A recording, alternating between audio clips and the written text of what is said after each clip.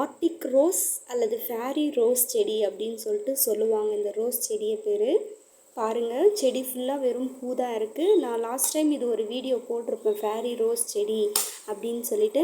அதில் பார்த்தீங்கன்னா வெறும் மொக்கு மட்டும்தான் இருக்குமே, வெறும் மொக்கு மட்டும்தான் இருக்கும். இப்போ வந்து அது மலர்ந்துருக்கு பாருங்கள்.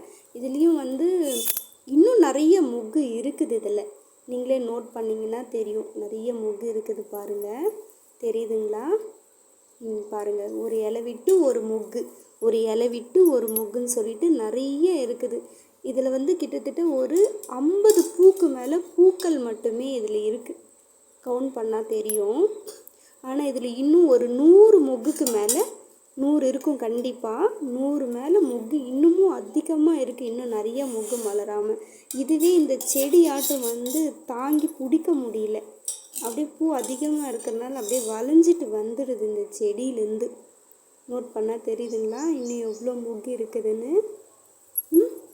நானே இந்த செடி வந்து அதிகமாக பூ பூத்துருக்கறனால இதனாட்ட ஸ்டேபிளாக நிற்க முடியல. அதனால் நீங்கள் அப்படியே பாருங்கள், கீழே தெரியுதுங்களா?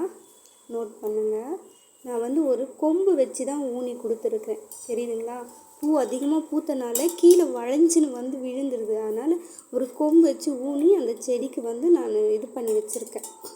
தெரியுதுங்களா? அதிகமாக பூ பூத்து இருக்குது பாருங்கள்.